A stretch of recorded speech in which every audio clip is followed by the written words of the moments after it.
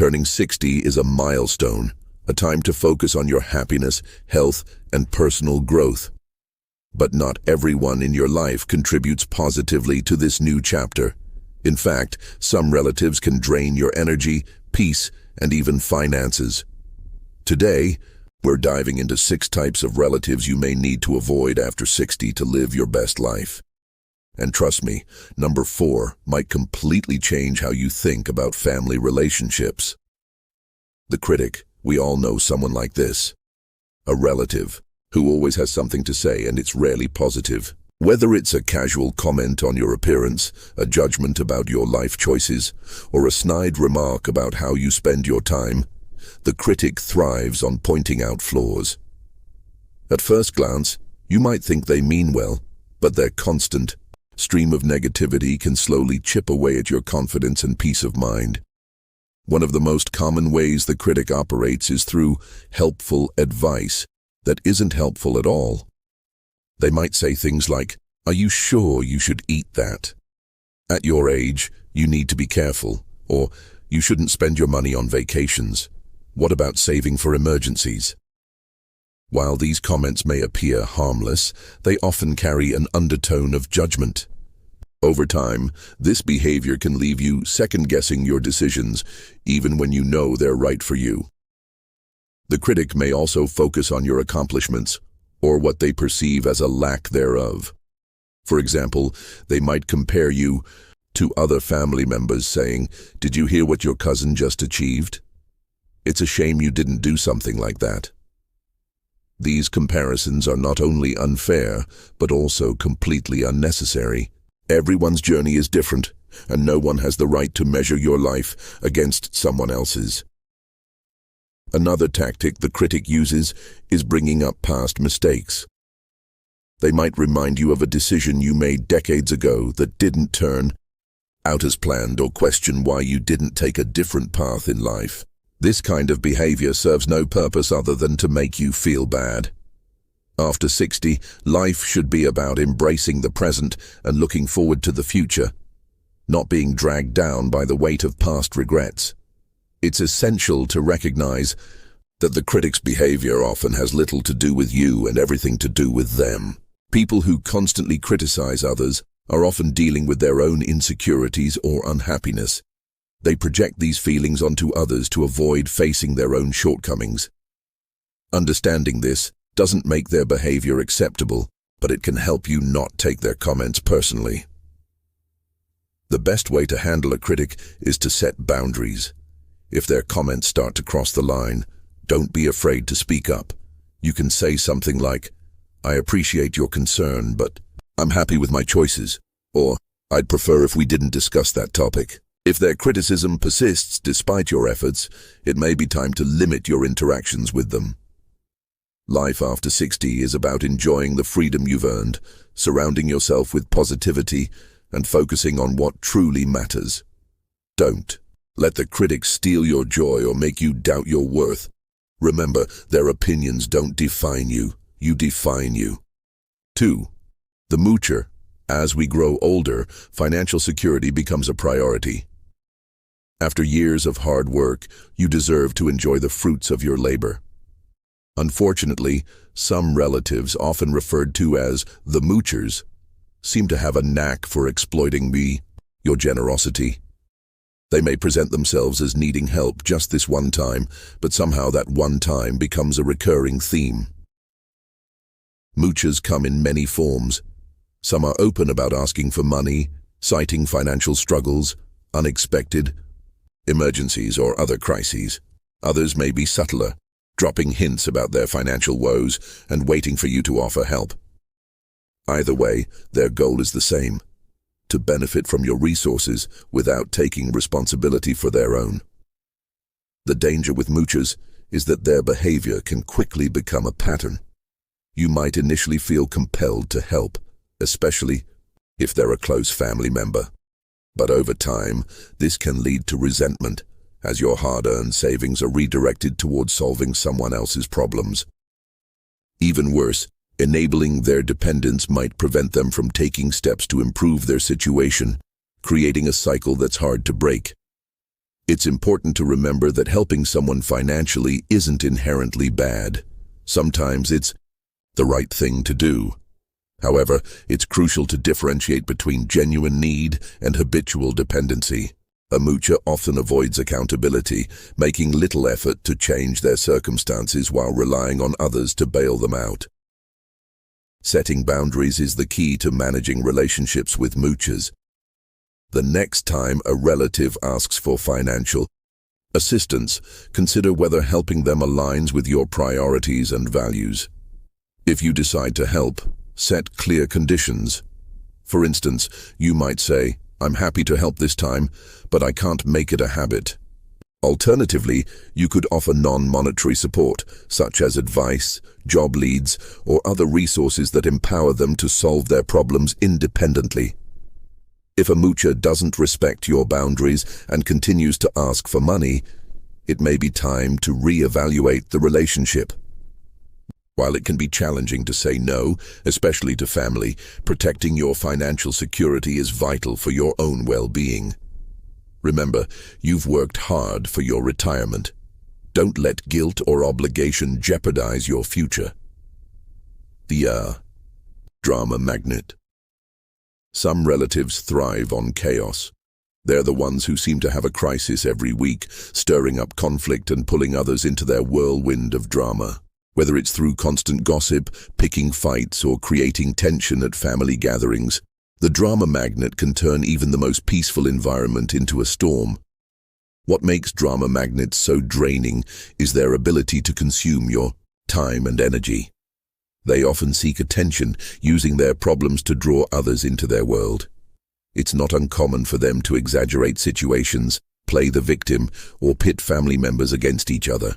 Their presence can leave you feeling emotionally exhausted, even after a short interaction. One of the biggest risks of engaging with a drama magnet is that their chaos can disrupt your peace of mind.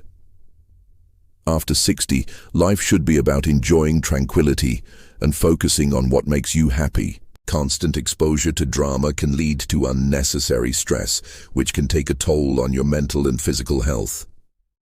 To protect yourself, it's essential to recognize when you're being pulled into unnecessary drama. The next time a drama magnet tries to involve you in their latest conflict, take a step back. Ask yourself whether the issue truly concerns you. More often than not, you'll find that it doesn't, and that's your cue to stay out of it. Setting boundaries is crucial when dealing with drama magnets. Politely but firmly let them know that you're not interested in participating in gossip or conflict. For example, you might say, "I value our time together, but I'd prefer to keep our conversations positive." If they continue to bring drama into your life, consider limiting your interactions. It's also helpful to surround yourself with people who value peace and positivity. When you focus on nurturing healthy, supportive relationships, you'll find it easier to distance yourself from those who thrive on chaos. Remember, your well-being comes first, and it's okay to prioritize your happiness over someone else's need for attention. By avoiding the drama magnet, you'll free up time and energy to focus on what truly matters, building meaningful connections and enjoying the life you've worked so hard to create. 4. The emotional manipulator. The emotional manipulator is one of the most toxic relatives to deal with, and what makes them so dangerous is how subtle their tactics can be. They use guilt, fear, and obligation to control you, often in ways that aren't immediately obvious. These relatives know exactly how to push your buttons, and they exploit your kindness to get what they want. Emotional manipulators often disguise their tactics as love or concern. They might say things like, "I can't believe you choose not to help me after all I've done for you," or, "If you really cared, you'd make time for me." These statements are designed to make you feel guilty, even when you've done nothing wrong. Over time, this constant manipulation can erode your confidence and make you question your boundaries. One common tactic they use is playing the victim. They may exaggerate their struggles or frame situations in a way that makes them seem helpless, ensuring you feel obligated to step in and fix things.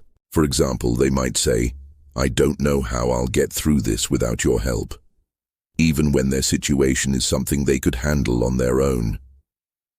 Another hallmark of an emotional manipulator is their tendency to make everything about them. No matter what you're going through, they'll find a way to shift the focus back to their needs and problems. This can leave you feeling unheard and unsupported, as your needs are constantly sidelined. The best way to handle an emotional manipulator is to set and enforce clear boundaries. Start by recognizing their behavior for what it is: manipulation. When they try to guilt-trip you, respond calmly but firmly. For instance, you might say, "I understand you're upset, but I can't help you in the way you're asking." It's also important to distance yourself emotionally. Remind yourself that their feelings and reactions are not your responsibility. Surround yourself with supportive, positive relationships that reinforce your sense of self-worth. And if necessary, consider seeking professional advice to help navigate these challenging dynamics. Protecting yourself from emotional manipulation is not selfish, it's self-care. After 60, your time and energy are precious. Don't let someone else's tactics rob you of the peace and happiness you deserve. The competitor is a relative who turns every interaction into a contest. Whether it's comparing careers, accomplishments, children, or even who's aging more gracefully, their goal is to one-up everyone around them. What makes this behavior so exhausting is its relentless nature. It's not enough for them to succeed. They need to make sure you know they're doing better than you. This competition often stems from their own insecurities. By constantly trying to prove their superiority, they're masking feelings of inadequacy. But while their behavior might have more to do with their own struggles, it can still be deeply frustrating and even hurtful to deal with. The competitor might say things like, "Oh, you went on a cruise? Well, I just got back from a 5-star European tour," or "Your grandson graduated college? That's great. My granddaughter got into an Ivy League school." These comparisons can make you feel like your achievements aren't enough, even when you're perfectly happy with your life. What's particularly challenging about the competitor is that their behavior can create tension and resentment. Family gatherings, which should be a time of connection and celebration, can turn into opportunities for them to flaunt their successes or subtly undermine yours. The key to handling the competitor is to disengage from the competition.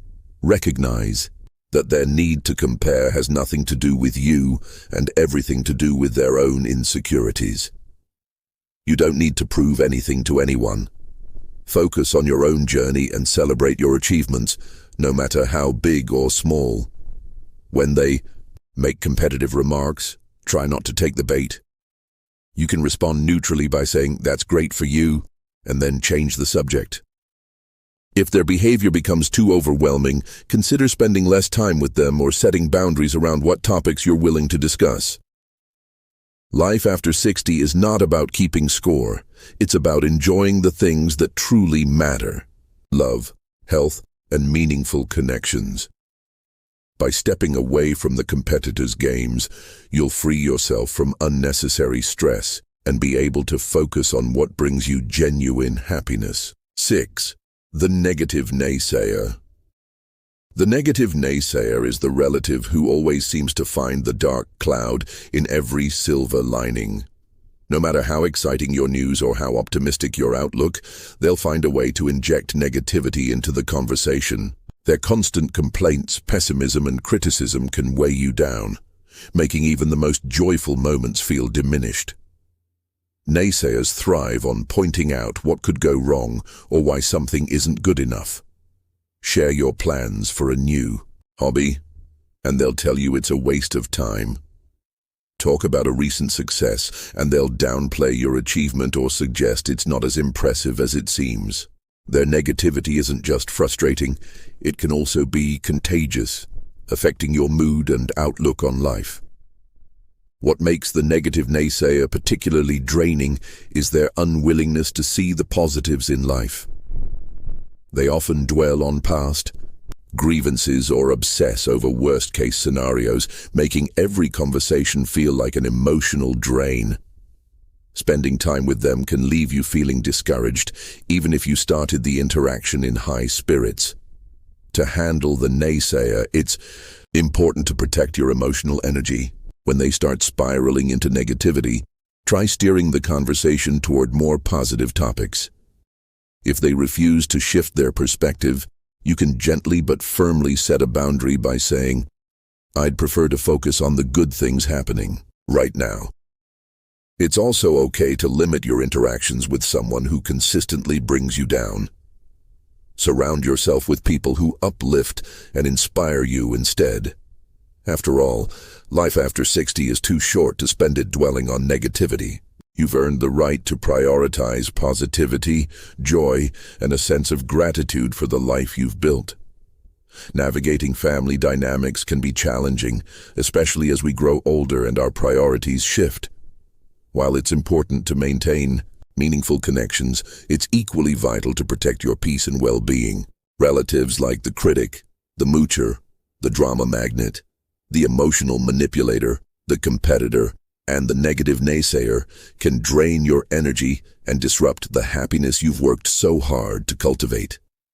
The good news is that you have the power to set boundaries and prioritize relationships that bring joy and fulfillment into your life. By recognizing toxic behaviors and choosing to disengage from them, you'll create more space for positivity, self-care, and meaningful connections.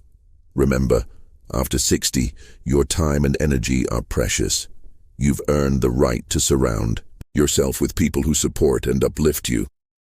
Life is about celebrating the moments that matter, embracing the joys of aging, and focusing on what truly brings you happiness. So, take stock of your relationships and make the changes you need to protect your peace. Because the best years of your life are the ones where you choose to put yourself first.